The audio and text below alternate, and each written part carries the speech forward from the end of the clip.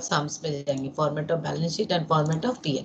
Now format of balance sheet, this is again the format of balance sheet as prescribed in part 1 of schedule 3 of the companies act 2013. ठीक है, name of the company, balance sheet.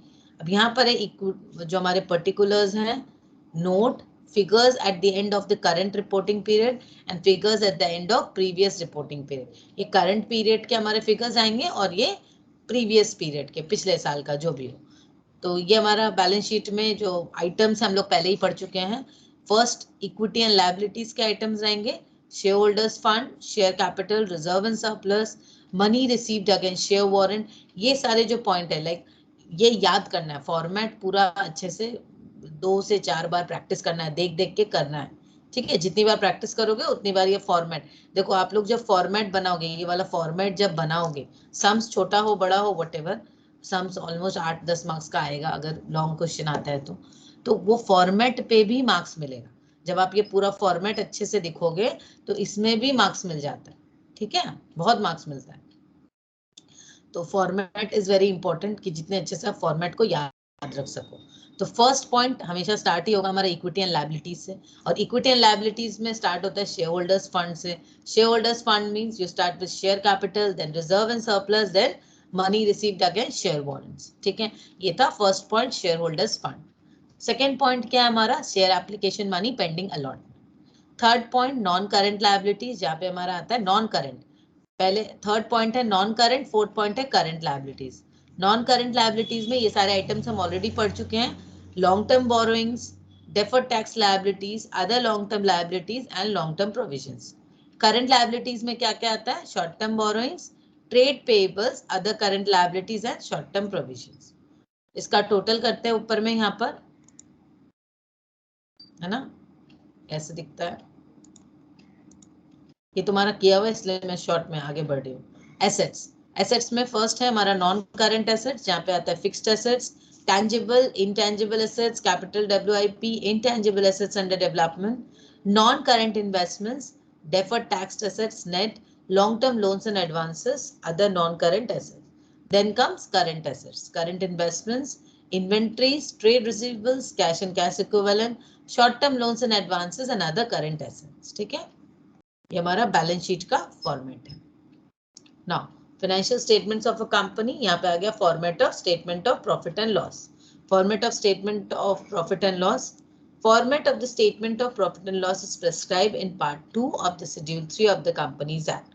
अब statement of PL ये देख लो कैसा है. For the year ended, particulars, note number, figure from the current reporting period and figures from the previous reporting period. First, revenue from operation, जो हमने देखा revenue from operations क्या है. अदर इनकम, अदर कुछ भी इनकम हो तो total revenue तुम्हारी आ गई, revenue from operations and other income. Expenses आ गया, cost of materials consumed, purchase of stock in trade, changes in inventories, WIP, employee benefits, finance cost, depreciation and other expenses. Total expenses, then you have profit before tax. जब हम total expenses minus total revenue करेंगे हमारा निकलेगा profit before tax. फिर हम उससे tax को हटा देंगे तो आएगा हमारा profit और loss for the period, या इसको हम profit after tax भी बोलते हैं. ओके, या इसको profit और loss for the period बोल सकते हो. Now The column for note number is prescribed for the purpose of cross reference. ये देखो, ये जो नोट नंबर है ना, यहाँ पे नोट, क्योंकि रेवेन्यू फ्रॉम ऑपरेशंस का कैलकुलेशन जो तुम कर रहे हो वो उसका नोट जैसे 1 नंबर दिया, तो पीछे नोट में आपको देखना पड़ेगा.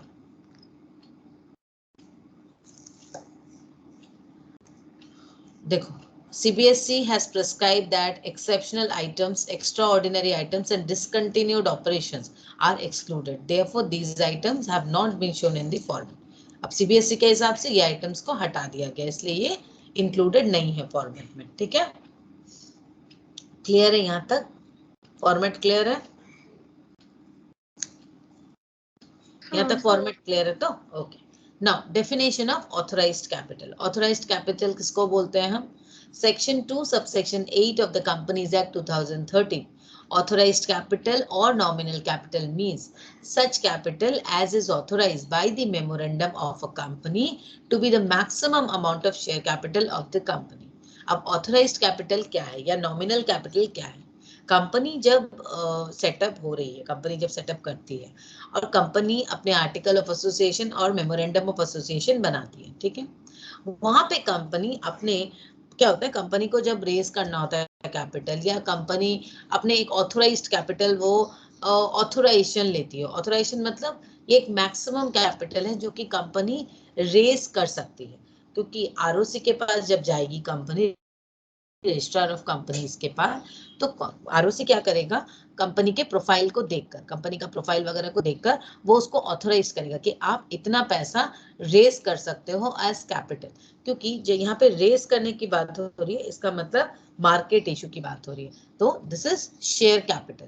तो शेयर कैपिटल मतलब जब कंपनी अपने शेयर को बेचेगी और मार्केट से पैसे उठाएगी, तो यहाँ पर जब मार्केट का, पब्लिक का पैसा का बात हो रहा है ना, पब्लिक की इन्वॉल्वमेंट हो रही है, तो या इवन फॉर प्राइवेट कंपनी भी अगर हो, तो वहां पर भी तो किसी ना किसी से तो आप पैसे रेस करोगे, मे बी प्राइवेट प्लेसमेंट्स के द्वारा ही। तो वहां पे एक ऑथोराइजेशन होता है जो कि मेमोरेंडम में मेंशन होता है कि आप इतना ही अमाउंट अपना शेयर कैपिटल कंपनी का रख सकते हो। तो उसको या तो ऑथोराइज्ड कैपिटल बोलते हैं या तो नॉमिनल कैपिटल, कि ये मैक्सिमम अमाउंट अपनी कंपनी रेज कर सकती है या शेयर कैपिटल रख सकती है, ठीक है। Now, definition of issued capital. Section 2, subsection 50 of the Companies Act 2013. Issued capital means such capital as the company issued from time to time for subscription. अभी क्या होता है, जैसे ऑथोराइजेशन मुझे मिल गई है, मेरी कंपनी को ऑथोराइजेशन मिल गई है कि मैं मार्केट से इतना पैसा उठा सकता हूँ, ठीक है।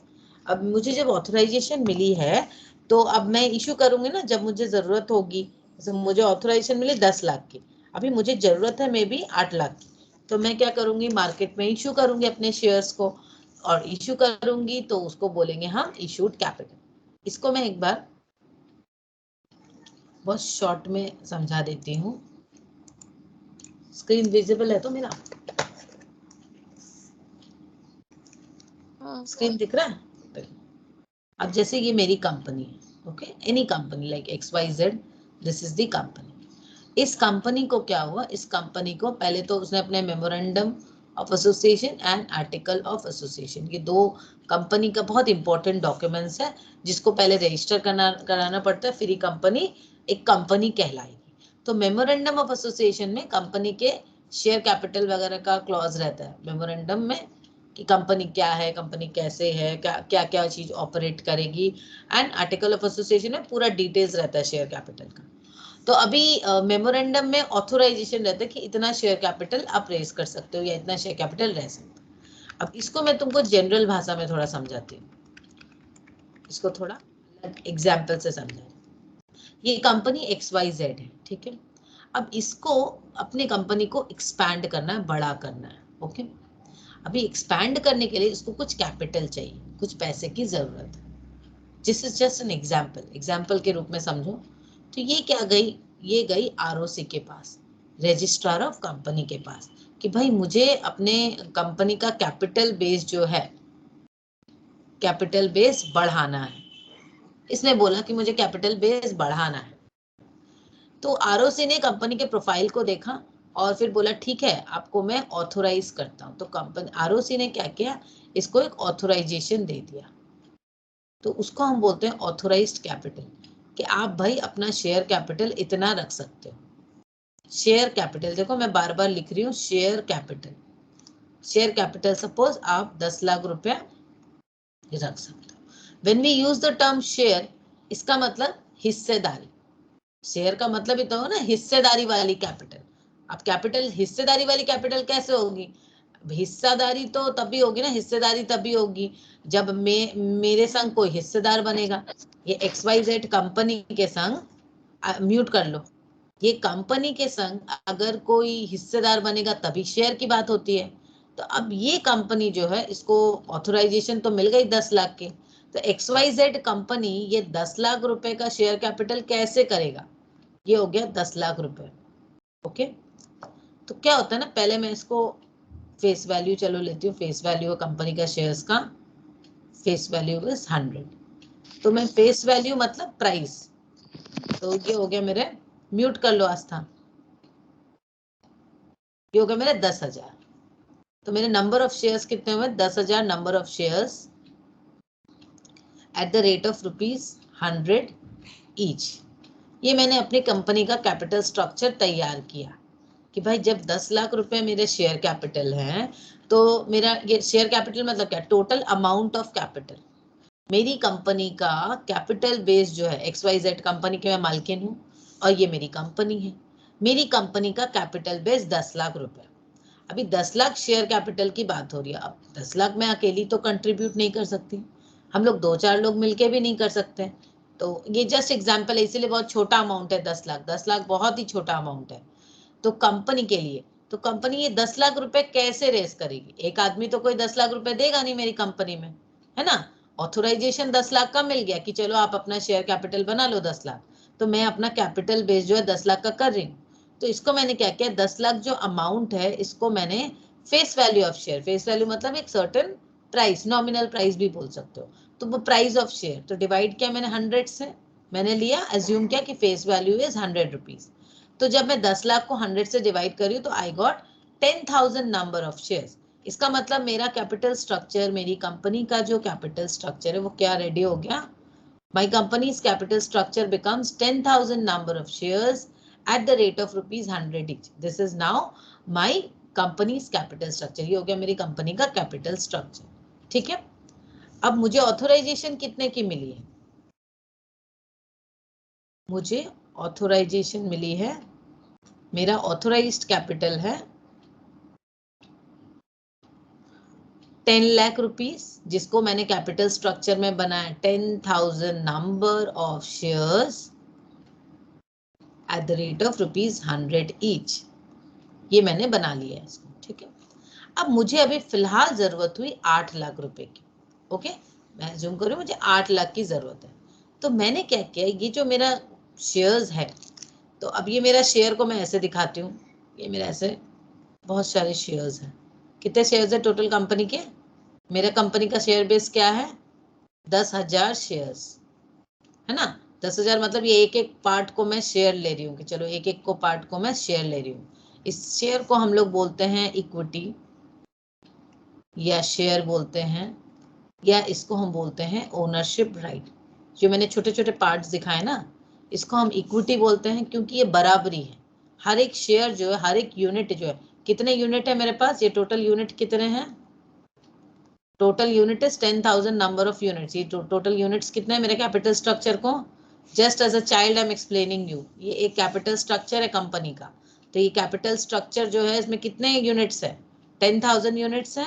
और 10,000 यूनिट्स कितने के हैं? एक 100 करके, मतलब हर एक यूनिट जो है ₹100 का है। ओके, तो हर एक यूनिट जब 100 का है और 10,000 है, इसका मतलब हर एक यूनिट बराबर है, इक्विटी है, बराबरी है सब में, किसी को ज्यादा किसी को कम राइट्स नहीं मिलेंगे। इसको हम शेयर बोल रहे हैं क्योंकि कैपिटल, कंपनी के जो शेयर कैपिटल या कंपनी का जो कैपिटल स्ट्रक्चर है, कंपनी का ये कैपिटल स्ट्रक्चर है, इसमें एक शेयर की बात हो रही है।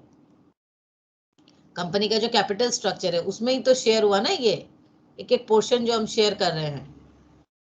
कंपनी का कैपिटल स्ट्रक्चर में भी तुमने ये पोर्शन खरीदा, मैंने ये एक पोर्शन खरीदा, इसका मतलब क्या हुआ, ये पोर्शन की राइट्स मेरी हो गई, ये पोर्शन की राइट तुम्हारी हो गई। इसी वजह से हम लोग इसको शेयर बोलते हैं। अब ओनरशिप क्यों बोल रहे हैं? क्योंकि जो भी शेयर होल्डर, जितने भी शेयर होल्डर्स हैं जो इस कंपनी में इन्वेस्ट कर रहे हैं, वो तो इस पोर्शन का मालिक हो गए ना। जो जो पोर्शन, जैसे ये एक पोर्शन है किमसी ने खरीदा, ये पोर्शन है रियांसी ने खरीदा, ये पोर्शन है प्रियंका ने खरीदा, तो जिसने जो जितना पोर्शन खरीदा वो उसका मालिक हो गया। ये पोर्शन किसी और ने खरीदा, ये पोर्शन किसी, और हर में बराबर राइट्स है। मतलब जितने आपके पास शेयर्स हैं उस शेयर के हिसाब से आपकी rights and liabilities are attached with this company. तो जितना, जैसे अगर मेरे पास 10 शेयर है तो मैं कितना रुपए दूंगी? 10 × 1000 कंपनी को दूंगी। तो मेरे टोटल कंट्रीब्यूशन कितना हुआ कैपिटल स्ट्रक्चर में? 10 लाख में मेरा कंट्रीब्यूशन है 10,000। ठीक है, तो मैं 10,000 रुपए का वैल्यू का ओनर हूं। मैं अपनी इस कंपनी के XYZ कंपनी के कितने कैपिटल का ओनर हूँ? 10,000 का ओनर हूँ। तो मेरा प्रॉफिट अगर होगा तो इस 10,000 पे मुझे मिलेगा, अगर लॉस भी होगा तो 10,000 होगा, तो मैं तो ज्यादा नहीं हो सकता।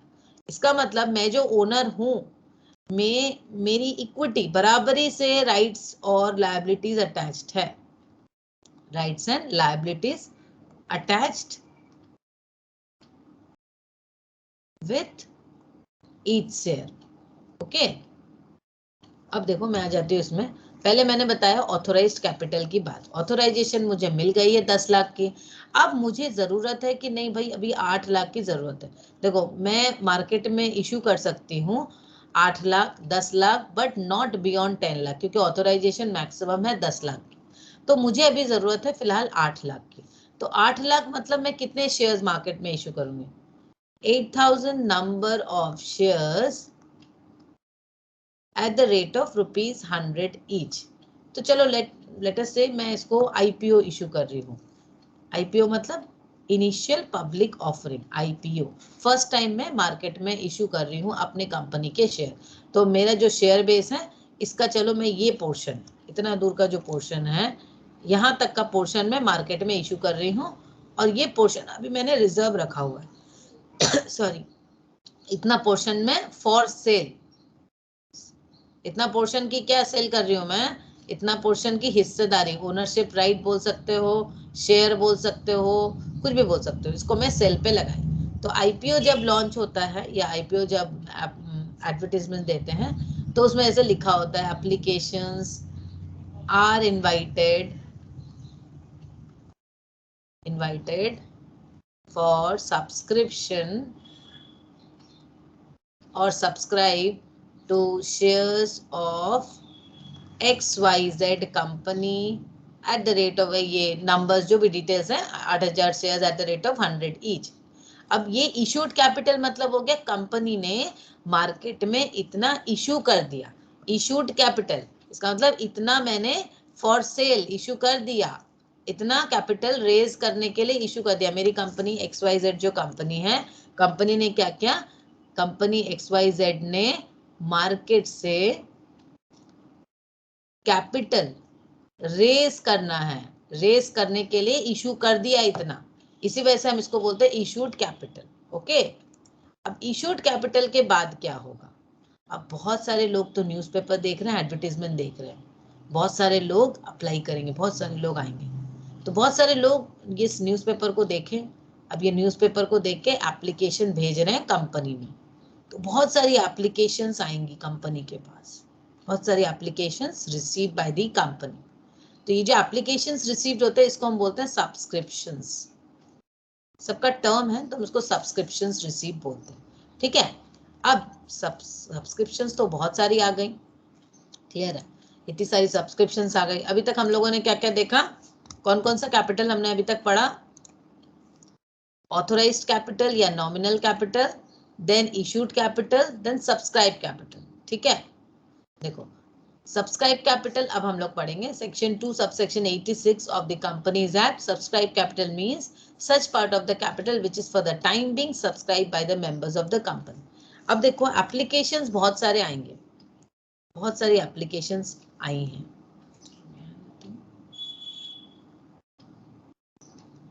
एक मिनट में इसको फिर से एक बार लिख के दिखा देते हैं, भूल जाओ उससे पहले। फर्स्ट हो गई आपके ऑथोराइज्ड कैपिटल, जहाँ पे कंपनी को पहले ऑथोराइजेशन मिली। फिर हो गया इशूड कैपिटल, जहां पे कंपनी ने पेपर में ऐड दिया। ओके, अब होगा सब्सक्राइब। जब इशू किया तो इशू करने के बाद बहुत सारे एप्लीकेशंस आए ना कंपनी के पास। अभी कंपनी एप्लीकेशंस को देखकर आइदर कंपनी उसमें अलॉटमेंट करेगी, अगर नॉर्मल एप्लीकेशन है, मतलब मैंने 8,000 शेयर्स के लिए दिया था एडवर्टीजमेंट, तो 8,000 ही आए, तो नॉर्मल है, उसकी अलॉटमेंट तो आसानी से हो जाएगी। पर मैंने अगर कंपनी ने 8,000 दिया था और आ गया 5,000, तो ये काफी कम है, because it has to be minimum 90%। ठीक है, अगर 8,000 दिया था और आ गए 12,000, तो ये क्या हो गया? ओवर हो गया, ओवर मैंने ओवर एप्लीकेशन ज्यादा हो गए, ओवर सब्सक्रिप्शन इसको बोलते हैं। ये हो गई अंडर सब्सक्रिप्शन, ये हो गई ओवर सब्सक्रिप्शन। तो जब ये ओवर सब्सक्रिप्शन का केस है तो भी चलो यहाँ पर इसको बोलते हैं प्रो रेटा अलॉटमेंट, प्रो रेटा बेसिस अलॉटमेंट होगी, उस पर अभी नहीं जा रहे हैं, तुम्हारे सिलेबस में अभी नहीं है, तो इसको छोड़ दो। तो बस अब समझ लो अलॉटमेंट होगी। तो इशूड कैपिटल हुई, अब इसमें सपोज 8,000 ही है, तुम मान के चलो नॉर्मल है 8,000 मैंने इशू किया था मार्केट में, कि मैं मार्केट से 8,000 number of shares at the rate of ₹100 each. This I have issued, मैंने इशू किया था। तो एप्लीकेशन जो मेरे कंपनी में आए हैं वो भी 8,000 के लिए ही आए हैं, तो हम क्या करेंगे, अलॉटमेंट कर देंगे। ओके, अब अलॉटमेंट कर दिया मतलब इन 8,000 मेंबर्स को, इन 8,000 शेयर्स को मैंने दे दिया। अब इसमें हो सकता है कि 1,000 ही लोग हों या 500 ही लोग हों जिन्होंने टोटल हो सकता है 500 मेंबर्स हो, 1,000 मेंबर्स हो, कुछ भी हो सकता है जिन्होंने ये 8,000 शेयर्स खरीदे, इतने सारे मेंबर्स हो गए।